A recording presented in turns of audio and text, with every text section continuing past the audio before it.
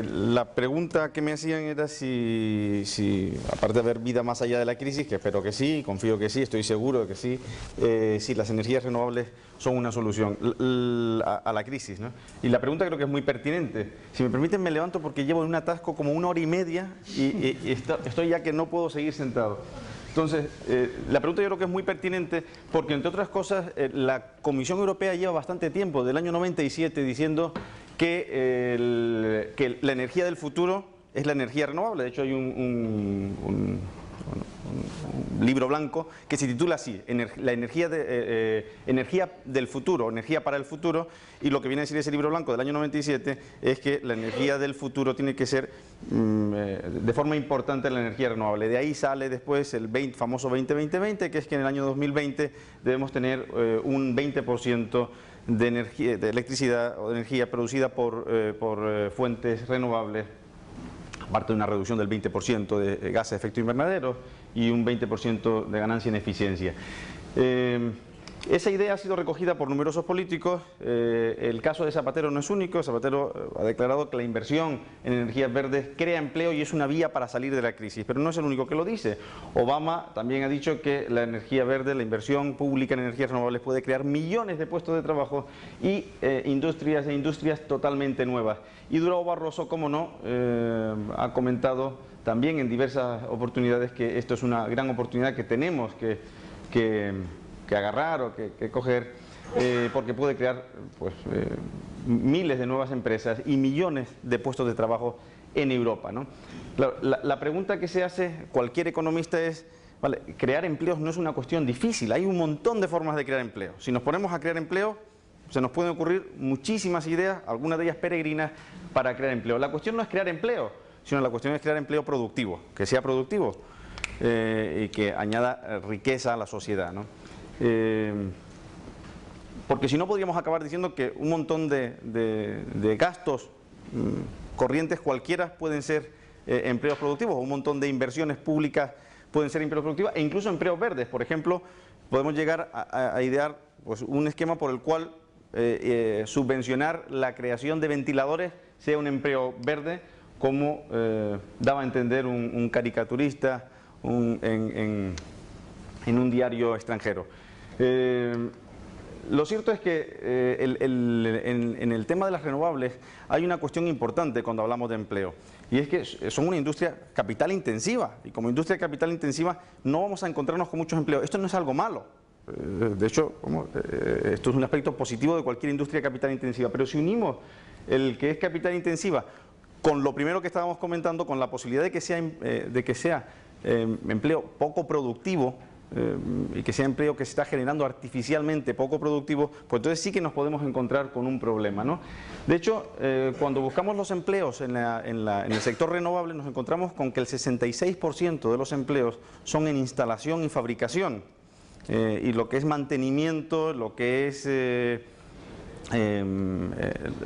son los empleos que no están tan relacionados con la fabricación del equipamiento de ese momento o sobre todo de la instalación, pues son una parte minoritaria de ese empleo. De modo que si queremos mantener el empleo tenemos que seguir instalando, básicamente. Tenemos que seguir instalando campos renovables, ¿no?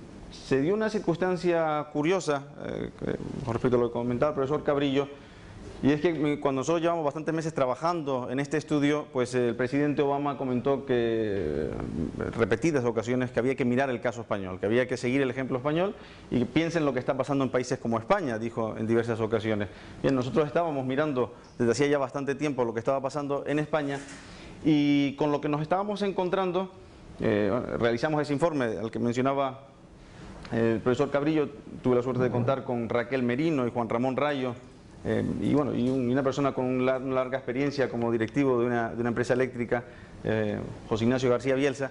Y lo que habíamos encontrado a lo largo del tiempo que estuvimos preparando ese estudio es que efectivamente se había dado un boom realmente espectacular. Hasta final del año 2008, pues las energías renovables habían llegado a lo que son el régimen especial. Hoy en día sí son las energías renovables las que llegan a esa cantidad.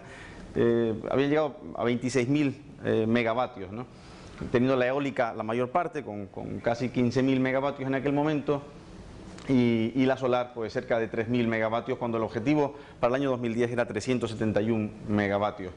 Y las empresas españolas, cómo no, con este crecimiento se habían convertido en líderes mundiales, algo de lo que muchísima gente pues, está orgullosa en este país, ¿no? Pero claro, cuando mirabas el cómo se había conseguido, de qué manera se había conseguido, lo que te das cuenta es que lo más verde era la lluvia de billetes que había caído sobre esta industria, ¿no? Se había regado de forma intensiva con subvenciones o con ayudas, depende de cómo se le quiera mirar, el sector para poder provocar este milagro económico, este milagro industrial. Ayudas que han ido variando, pero que llegaron a estar el orden de los 575% en la solar y del 100 y pico por ciento en la eólica, sobre el precio de mercado, sobre el precio del pool. Con lo cual, pues, y además los distribuidores estaban obligados a comprarte la energía, con lo cual ahí no había ningún riesgo y era normal que se produzca un milagro de ese tipo cuando se produce pues eso, una lluvia verde tan intensa, ¿no? Bien, esa lluvia pues lo que produjo fue una burbuja bastante importante con un apalancamiento medio de 80-20. Una burbuja que se unía además, que cohabitaba con otras burbujas al mismo tiempo, y esto va a tener cierta importancia en el momento en que la burbuja tiene problemas, ¿no? ¿Cuál era la característica de esa burbuja? Bueno, pues por un lado teníamos esas ayudas comprometidas mediante la legislación, hablaban con esa potencia instalada de un compromiso de 28.600 millones a finales de 2008 para estas energías. Y los empleos que se habían creado en ese momento, empleos estandarizados, anualizados, eran aproximadamente 50.000. Claro, si cogíamos y mirábamos cuánto había costado cada empleo en subvención, no en inversión total por supuesto, pues tocaba 570.000 euros por empleo. Y 570.000 euros por empleo, si nos vamos a la capitalización media por trabajador en el resto de la economía, toca a que realmente por cada empleo, si estos recursos son recursos escasos que estamos sacando del resto de la sociedad, pues resulta que por cada empleo que estábamos creando, al menos algo más de 2 empleos estábamos dejando de crear en el resto de la sociedad. Luego, en términos económicos, estrictamente económicos, no era tan cierto el hecho de que estuviésemos generando empleo. Puestos de trabajo sí, contratos sí, pero empleo no, más bien estábamos dejando de crear empleo, ¿no? Bien, produjo otro fenómeno interesante que todos conocerán, que es el de las listas de espera. Se formaron largas listas de espera porque ¿quién no? Yo tengo muchísimos amigos, familiares que estuvieron en estas listas de espera, porque ¿quién no quiere estar en una lista de espera como esta cuando resulta que si consigues llegar al final, pues te dan una licencia y con esa licencia recibes de forma garantizada pues un precio que es 6 veces por encima del precio de mercado, y además no tienes ninguna duda de que te lo vayan a comprar porque está obligado el distribuidor a comprártelo por ley. Pues bien, lo que ocurrió además en estas listas de espera es que nadie quería estar al final de la lista de espera, todo el mundo quería estar al principio de la lista de espera. Y como pueden imaginar, si resulta que la licencia te la tiene que dar pues la administración pública y tenemos unas listas tan grandes y depende conseguir todos esos recursos, todos esos millones en subvenciones, de estar en la parte de delante de la cola, pues surgió también corrupción. Y bueno, en diferentes comunidades autónomas tenemos casos abiertos, algunos ya incluso cerrados, relacionados con la corrupción a la hora de conseguir las licencias, pero que esto es algo esperable, no es algo que pasaría en cualquier sector, ¿no? Claro, diversos economistas empezaron a advertir que aquí podía haber un problema, podíamos tener un problema por la manera tan artificial en el que se había generado este mercado y además la manera rápida, ¿no? Y que si era cierto que nos habíamos convertido en líderes mundiales, también era cierto que los problemas podían ser problemas que fuesen un ejemplo mundial, como desgraciadamente está ocurriendo.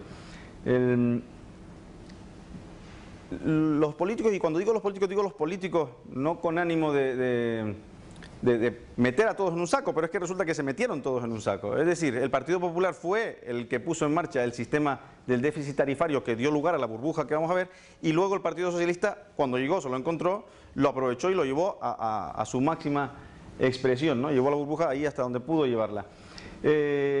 Los que pagan, como decía, en realidad, los que pagan estas subvenciones, claro, porque esto es un problema político, claramente. Si yo prometo que doy esos recursos públicos tan grandes, la primera pregunta que me hago como político es ¿quién paga? Y la primera idea que se le puede ocurrir a uno es pues el consumidor.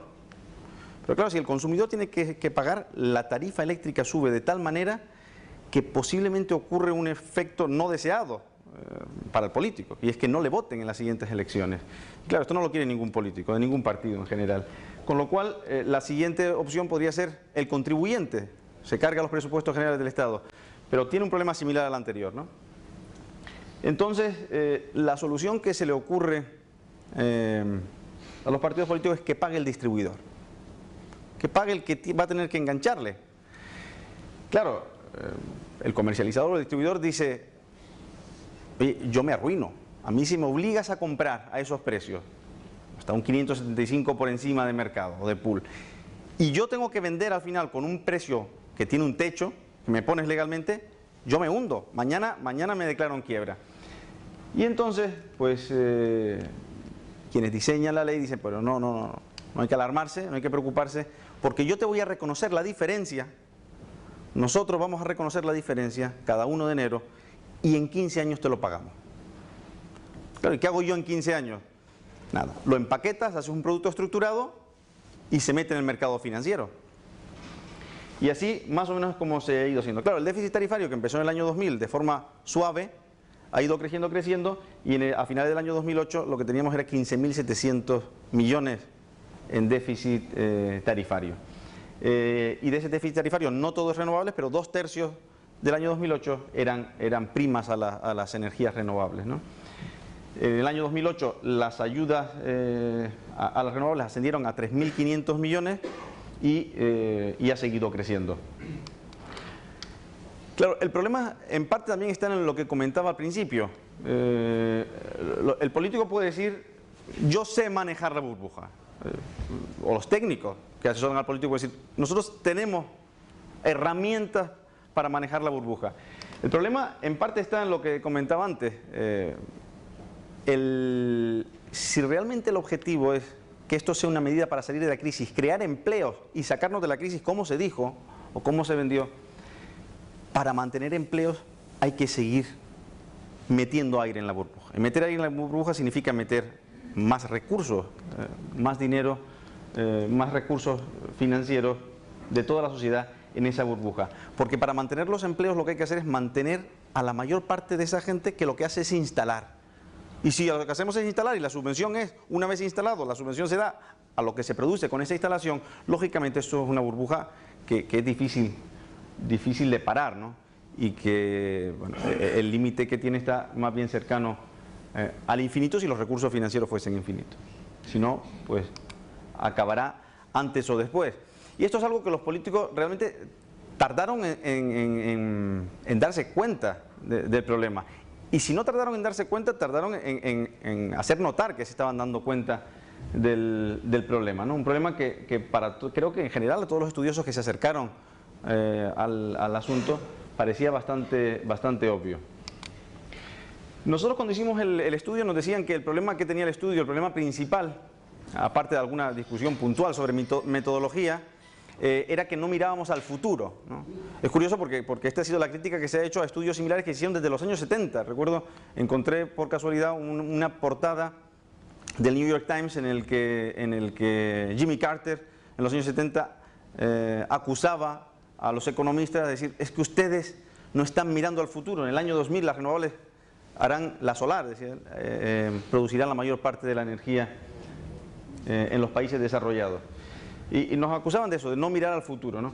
Bien, el estudio se produjo ya hace año y pico y en parte ya estamos en el futuro, ¿no? Ya hemos llegado al futuro y podemos mirar lo que ha ocurrido en ese futuro. No es que sea demasiado largo, pero lo que sí podemos ver en ese futuro de año y pico es que durante ese año y pico que ha transcurrido, han ocurrido cosas realmente interesantes y desafortunadas. Y es que el problema se ha ido incrementando, la burbuja ha ido creciendo. Y el déficit tarifario, que estaba en 3.000 y pico millones, como les contaba antes, ha llegado a más de 6.000 millones en el año pasado. Es decir, ahora veremos un gráfico, ha seguido creciendo de forma prácticamente exponencial. El año pasado, las ayudas a las renovables duplicaron en valor el coste de toda la producción energética del país. Es decir, el valor de las ayudas el año pasado era el doble de lo que costó producir toda la energía, toda la electricidad en España. El coste unitario de las energías renovables, eso claro, es meterlas a todas en un saco, y la verdad es que también por otro lado no es justo, porque no tiene nada que ver el coste de la solar, es bastante distinto al coste de la eólica, pero el coste fue 3,3 veces superior al coste del resto de formas de producción.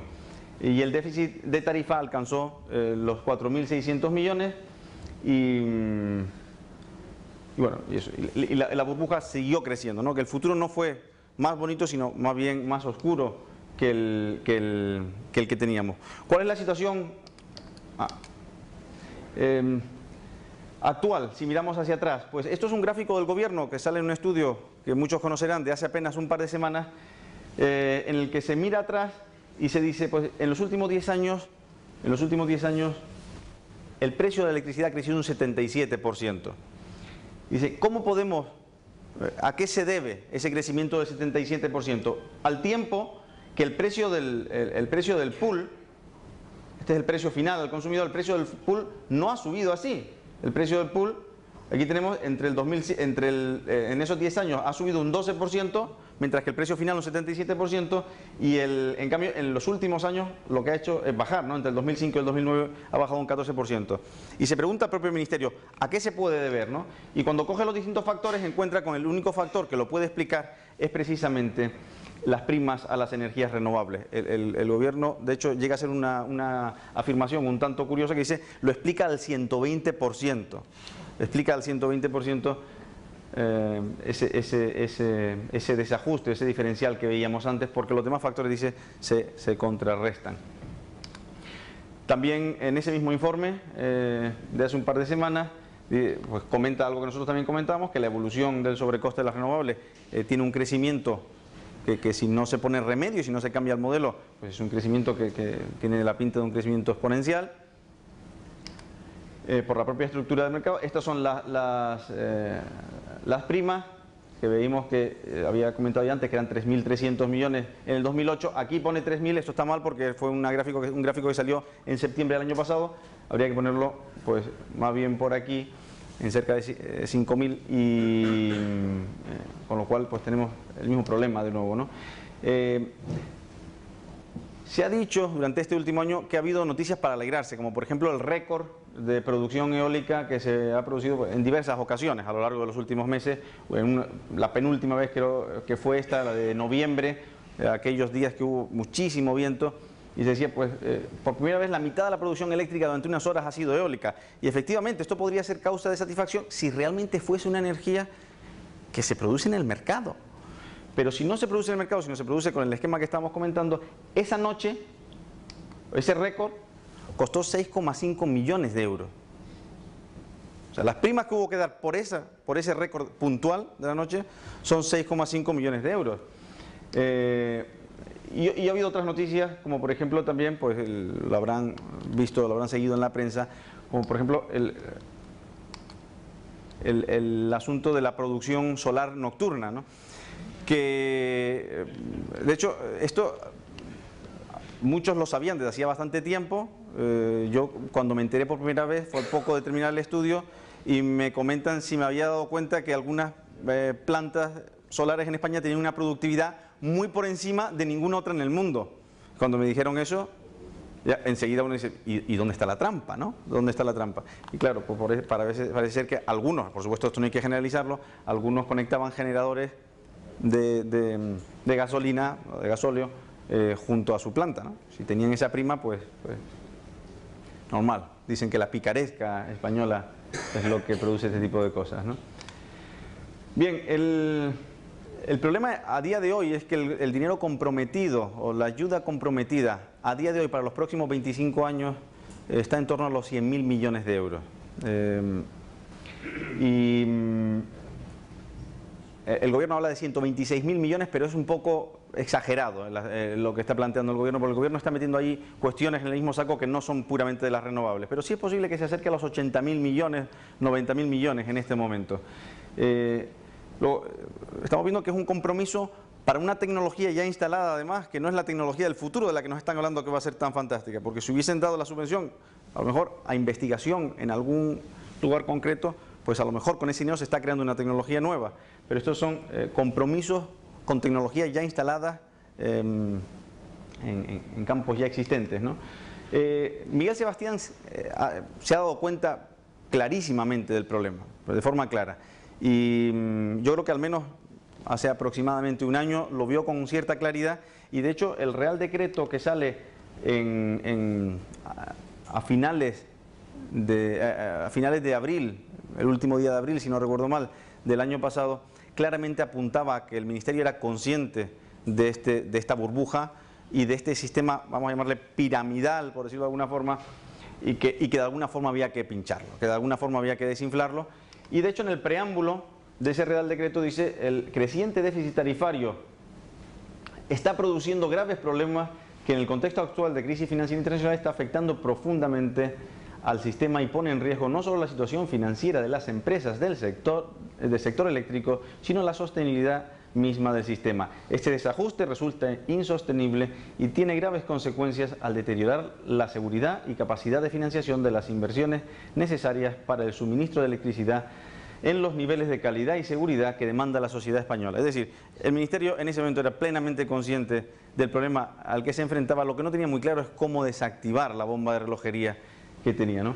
Desde entonces Miguel Sebastián ha estado dando tumbos de aquí para allá, que ha sido un problema grave para el sector también, porque no ha estado nada claro el cómo se va a solucionar el asunto. Las inversiones han quedado paralizadas, las fábricas, ahora lo veremos, han estado cerrando.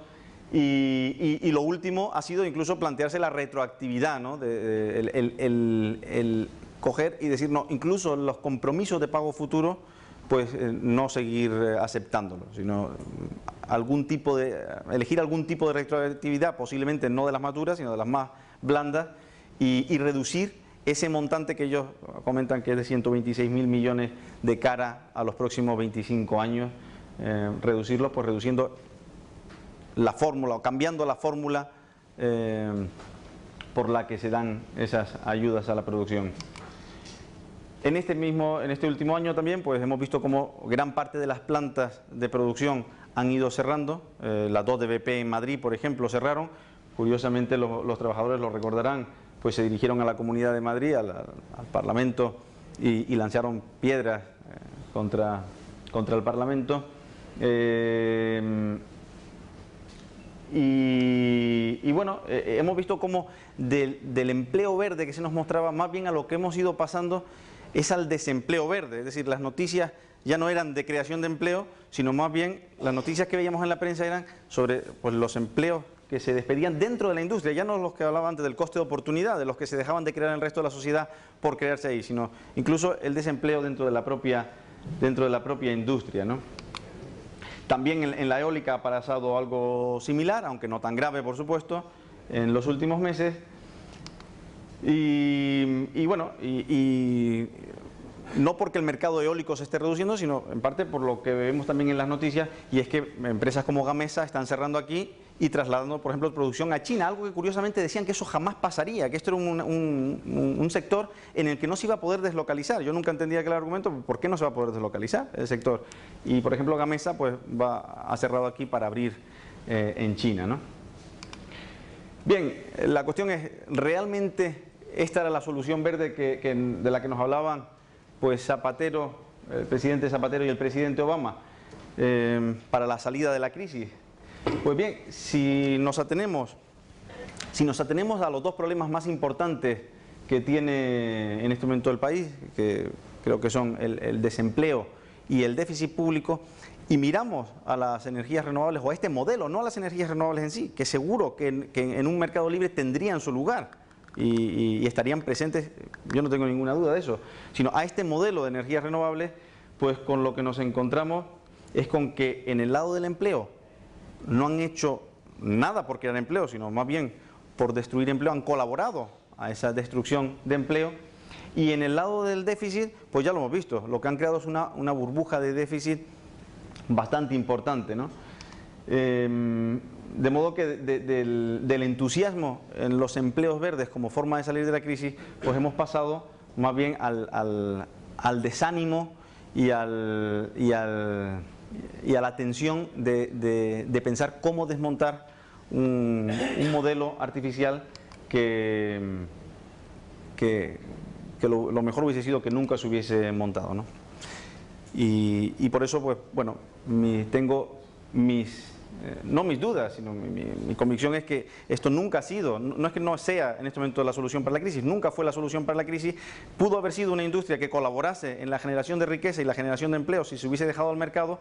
Del modo en que se hizo, lo que ha colaborado es a todo lo contrario, desafortunadamente, de lo que pudo haber sido. Ha colaborado a perder empleos y a crear más déficit público.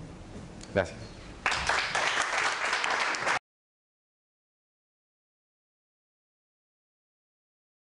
La pregunta que me hacían era si, aparte de haber vida más allá de la crisis, que espero que sí, confío que sí, estoy seguro de que sí, si las energías renovables son una solución a la crisis, ¿no? Y la pregunta creo que es muy pertinente. Si me permiten, me levanto porque llevo en un atasco como 1 hora y media y estoy ya que no puedo seguir sentado. Entonces, la pregunta yo creo que es muy pertinente porque, entre otras cosas, la Comisión Europea lleva bastante tiempo, del año 97, diciendo que la energía del futuro es la energía renovable. De hecho, hay un libro blanco que se titula así, la energía del futuro, energía para el futuro, y lo que viene a decir ese libro blanco del año 90, porque si no podríamos acabar diciendo que un montón de gastos corrientes cualquiera pueden ser empleos productivos, o un montón de inversiones públicas pueden ser empleos productivos, e incluso empleos verdes. Por ejemplo, podemos llegar a idear, pues, un esquema por el cual subvencionar la creación de ventiladores sea un empleo verde, como daba a entender un caricaturista en un diario extranjero. Lo cierto es que en el tema de las renovables hay una cuestión importante cuando hablamos de empleo, y es que son una industria capital intensiva, y como industria capital intensiva no vamos a encontrarnos con muchos empleos. Esto no es algo más. El 27 es que la energía del futuro tiene que ser de forma importante la energía renovable. De ahí sale después el famoso 20-20-20, que es que en el año 2020 debemos tener un 20% de energía, de electricidad o de energía producida por fuentes renovables, aparte de una reducción del 20% de gases de efecto invernadero y un 20% de ganancia en eficiencia. Esa idea ha sido recogida por numerosos políticos. El caso de Zapatero no es único. Zapatero ha declarado que la inversión en energías verdes crea empleo y es una vía para salir de la crisis, pero no es el único que lo dice.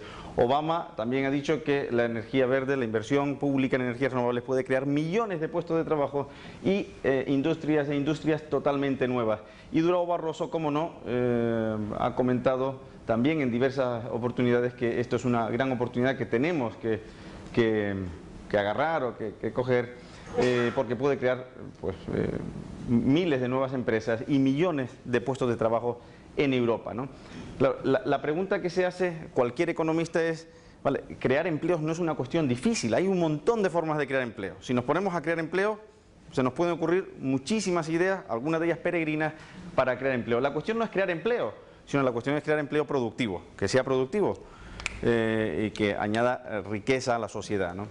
De hecho, esto es un aspecto positivo de cualquier industria capital intensiva, pero si unimos el que es capital intensiva con lo primero que estábamos comentando, con la posibilidad de que sea empleo poco productivo, y que sea empleo que se está generando artificialmente poco productivo, pues entonces sí que nos podemos encontrar con un problema, ¿no? De hecho, cuando buscamos los empleos en el sector renovable, nos encontramos con que el 66% de los empleos son en instalación y fabricación, y lo que es mantenimiento, lo que son los empleos que no están tan relacionados con la fabricación del equipamiento de ese momento